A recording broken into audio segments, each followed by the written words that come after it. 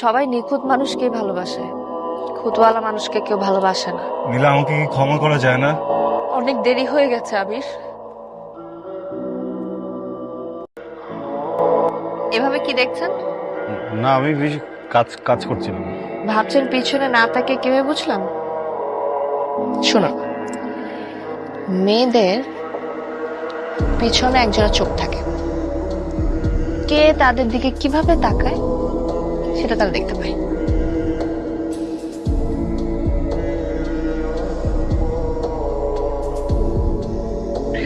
ঠিক আছে না সবকিছু? হুম।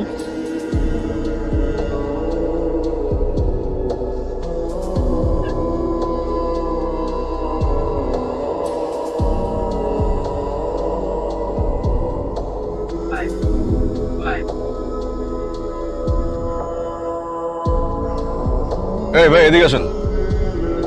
আপনি কি ক্যাম্পাসের? জি না। বহিরাগত? জি। ক্যাম্পাসে কি করেন? খুঁজছি একজনকে। কার সাথে দেখা করতে আসছেন? এসে বলেন। না বলি? আমি বুঝছি ভেজাল আছে। ওরে ধর ধর, এটা ওই গ্রুপের পোলা, ধর। আপনি? হাই। হাই। তুই চিনিস নাকি? হ্যাঁ চিনি তো, আমার ফ্রেন্ড। ভাই, আপনি নীলার ফ্রেন্ড, এই কথাটা আগে বলবেন না? সরি, আমার ভুল হয়েছে। কিছুদিন আগে আপনার মতো কিছু বহিরাগত আমার মতো? মানে বহিরাগত আচ্ছা। বহিরাগত এসে আমাদের ক্যাম্পাসে কিছু মেয়েকে খুব বাজেভাবে ডিস্টার্ব করছে। কিন্তু আপনি এখানে কেন? আমার সাথে দেখা করতে আসছেন? না না না, আমি যে ক্যাম্পাসে আসছিলাম প্রফেসরের সাথে দেখা করতে। Mamun, mister Mamun, professor Mamun. Mamun sir. English department? জি। আপনাকে মনে হয় সেদিন বলি নাই না, আমি ইংলিশ ডিপার্টমেন্টের। শিট। আর আমাদের ডিপার্টমেন্টে মামুন নামে তো কোনো স্যার নেই।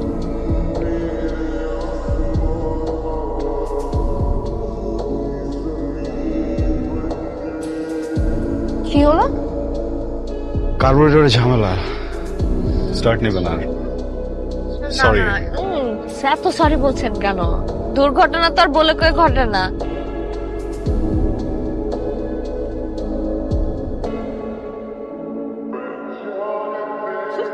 আপনি আমার পায়ের দিকে তাকিয়ে আছেন কেন?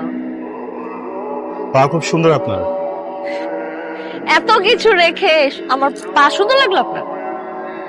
ছেলেদের মন যেমন পেটে থাকে না, হুম। পেট ভরলে মন শান্ত, মেয়েদের মন থেকে পায়ে। কার মন কত পরিষ্কার, সে তার মনের যত্ন কিভাবে নেয়, সবকিছু পা দেখলে বোঝা যায়। আর আমার এই জন্য পাটাই বেশি পছন্দ।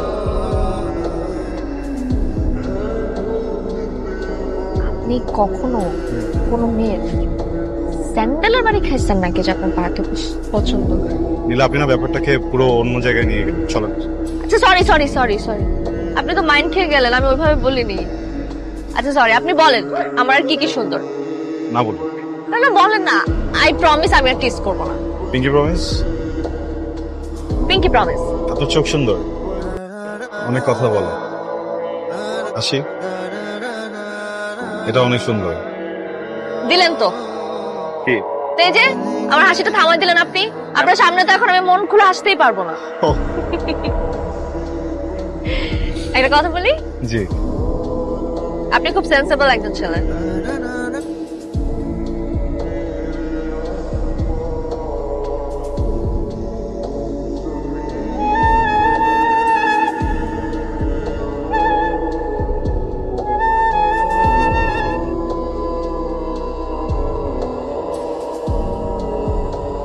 কিরে, ডুবে ডুবে জল খাওয়া হইতেছে কতদিন ধরে?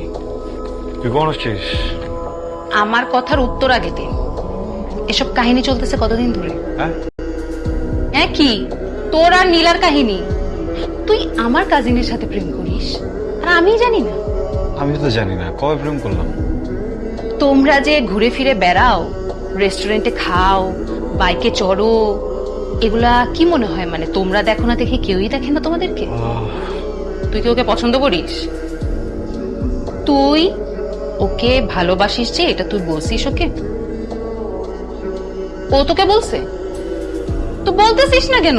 ভালোবাসার সময় না তো সবুর করতে হয় না, সবুরে অনেক সময় মেওয়া পচে যায়। সো যা বলার তাড়াতাড়ি।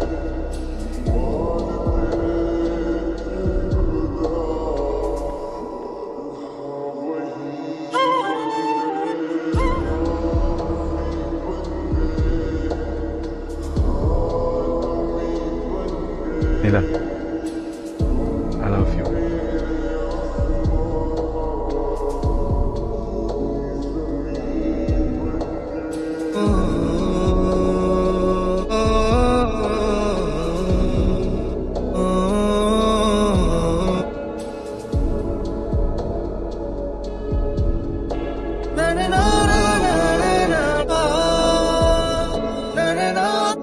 কাল ওইভাবে ওইখান থেকে চলে আসাটা আমার ঠিক হয়নি।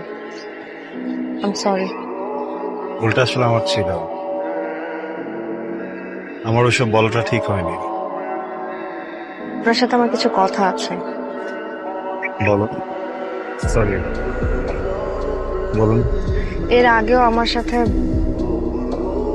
আরো অনেকেই সম্পর্কে জড়াতে চেয়েছে, কিন্তু কিন্তু সবাই মাঝপথে এসে থেমে যায়। কেন? খুব ছোটবেলায় আমার একটা অ্যাক্সিডেন্ট হয়েছিল, কিভাবে সেটা বড় কথা না, আমি কোনোদিন মা হতে পারবো না। প্রেম করা আর প্রেমে পড়া এগুলো খুব সহজ একটা ব্যাপার। তা আমি না এরকম কোনো সম্পর্ক চাই না যেখানে আপনার সাথে আমার কখনো দেখা হলে পরিচয় দিতে হবে যে আপনি আমার ex। আমি এমন একজন পার্টনার চাই যে সবকিছু জেনে বুঝে মেনে আমার সাথে থাকবে। পারবেন আপনি বিয়ের পরও সন্তান ছাড়া থাকতে, সুখে থাকতে পারবেন? পারবেন যখন অনেক অনেক কথা শোনাবে, সবকিছু মেনেও আমার সাথে ভালো থাকতে? খুব কঠিন প্রশ্ন করে ফেললাম না?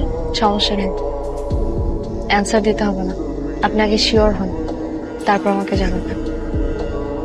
আসি।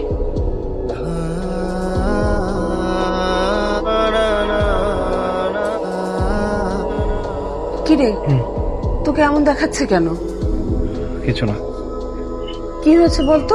না, ওই একটা ব্যাপার নিয়ে একটু ভাবছিলাম। আমার একটা ফ্রেন্ড হ্যাঁ, হঠাৎ করে একটা প্রশ্ন করেছে, কি উত্তর দেব বুঝতে পারছি না। কি প্রশ্ন?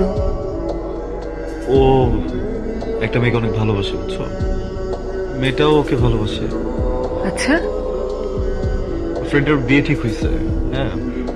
অ্যান্ড হঠাৎ করে ফ্রেন্ডটা জানতে পারে যে ওর সেই ভালোবাসার মানুষটা ছোটবেলায় একটা অ্যাক্সিডেন্ট করেছিল। ডক্টররা বলেছে ও কখনো মা হতে পারবে না, কখনো বাচ্চা হবে না। ফ্রেন্ডটা আমাকে জিজ্ঞেস করছিল যে ওর কি করা উচিত। তাহলে তো খুব মুশকিল। সলিউশন নেই কোনো? মানে মানে বিয়েটা কি বল? বিয়ে হচ্ছে মানে একটা ফ্যামিলিকে আগে বাড়িয়ে নিয়ে যায়, তাই না? বংশের একটা ব্যাপার। মানে ধর একটা ছেলে যখন বিয়ে হয়, তারপরে তার বাচ্চা কাচ্চা হয়, ফ্যামিলিতে নাতি নাতনি আসে, ফ্যামিলিটা বড় হয়, বংশটা আগে বাড়ে, তাই না? আমাকে যদি বলিস তাহলে কিন্তু আমি বলবো যে আমি এই ব্যাপারে কখনোই রাজি হতাম না। আর ভালোবাসা? আচ্ছা, তুই না কি সমস্ত প্রশ্ন করে আমার মাথাটাই গন্ডগোল করে দিচ্ছিস।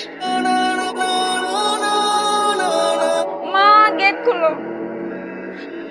আরে কি কি হয়েছে? আমার সব শেষ হয়ে গেছে। কি হলো বল না। মা ওরা আমাকে বের করে দিচ্ছে, আমি কোনোদিন মা হতে পারবো না।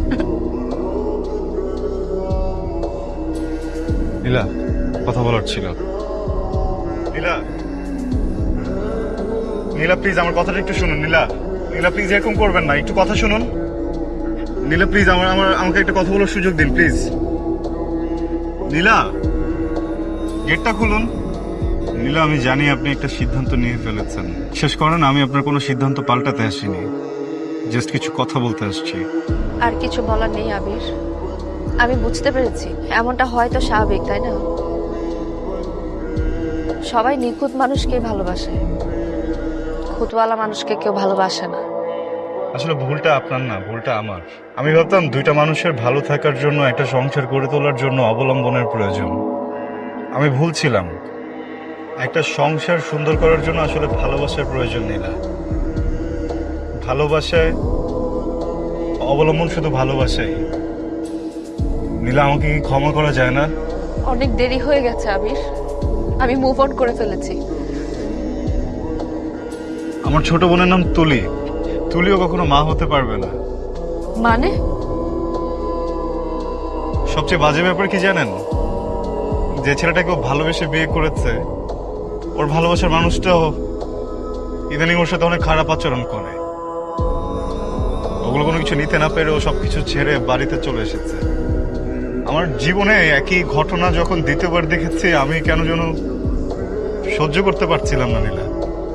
এখন আমি বুঝতে পারছি আমার মা আপনাকে মেনে নিয়েছে।